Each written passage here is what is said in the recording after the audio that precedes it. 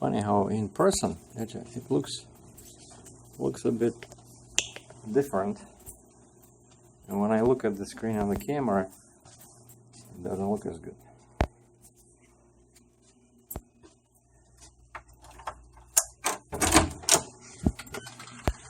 All right. Oh, that's pretty big. Jeez.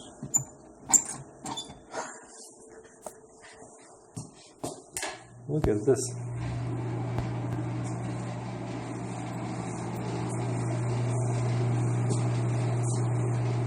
Wow, so it's jacuzzi. Hello.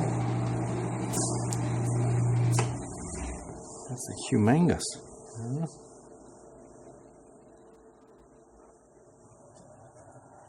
So his office desk. Look at this. This is a pretty decent room. Uh-oh. I guess somebody disconnected the clock. Always happens. Yeah, because there's no, you see, they don't give you any plugins for the phone. So if you're using, yeah, over there, that's the one for telephone. And so most people, I do the same. I unplug this clock and I plug in my my laptop, you know. What is this for? Self-defense? Cool. Oh wow, geez, look at this. My gosh. Like, honestly, this is the biggest room I ever had in a hotel. Yeah. And they said second bed is available. I guess that's what they do, you know, when they run short of rooms. And look at this. See? This is like a business suite. For somebody who has a laptop, that's where you sit. Yeah, this is a Best Western. Alright, the most important thing, what do we have for a view here? Uh-oh.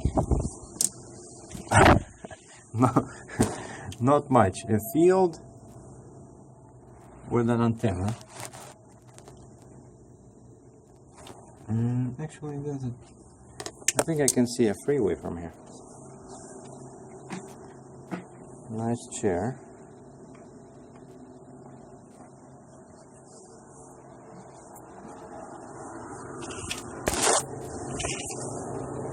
Okay, I can see a glimpse of where that flag is. That's I-69 there.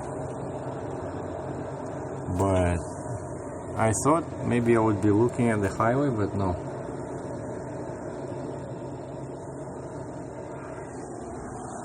Alright, is this one of those? Oh wow, this is my favorite type, where you can set the temperature. Actually, it's pretty warm in here, so why don't we just shut it down for now?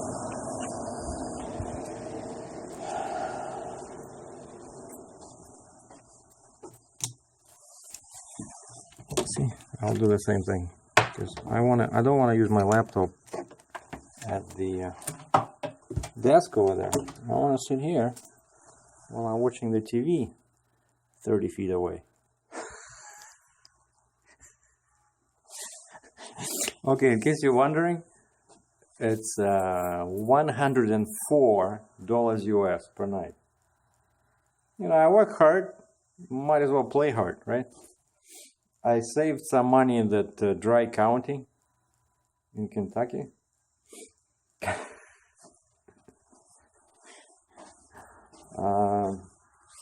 And so I spent the night in the truck, and then I went to the Starbucks.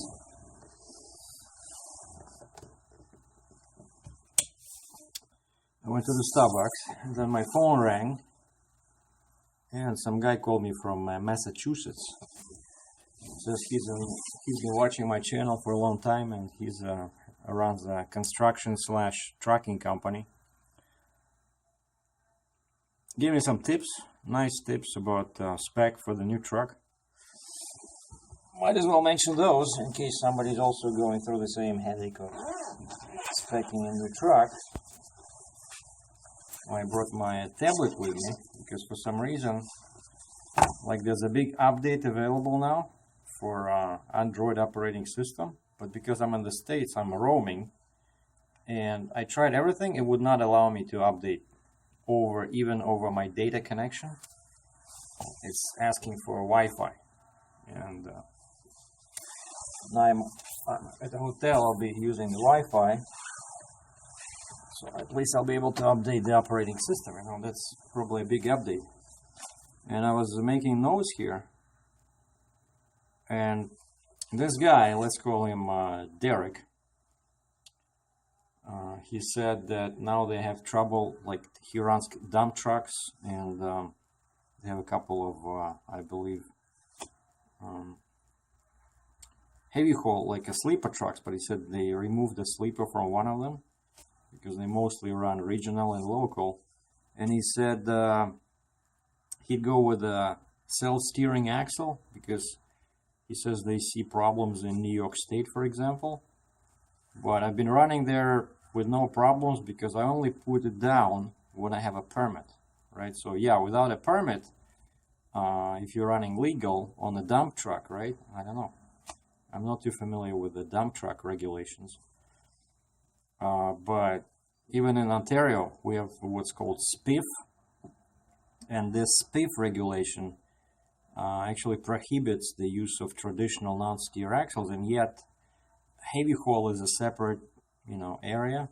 So they allowed a heavy haul because you have, I have an annual permit in Ontario, right? And then when I need that axle, I only run with a permit, right? Otherwise, there's no point. And so that's kind of like, a gray area over there. And of course, I like the self-steering axle, but I still have to look at the price of the truck, because they're much more expensive than regular axles. But I know that's what I wanted to have. I wanted to have this, but like one of the trucks, I expect the traditional one, like out of these three, Western Star, Kenworth, and Pete. Some of them have traditional, some of them have self-steer, depending on the total price, and kind of like it makes it easy for me to differentiate between the trucks. And then also this guy recommended I go with a double frame. He says it makes it easier to sell the truck later on, and also, because the insert is only in the back, when you put too much weight on the front, there's a single frame there. And so I was thinking about that too, because I plan to get the wheelbase as short as possible, and I want to move the weight to the front, so might as well go with a double frame. It's not that much more money. Just the weight will increase, but the truck is already heavy, so I think a couple of 100 pounds is not gonna hurt anything.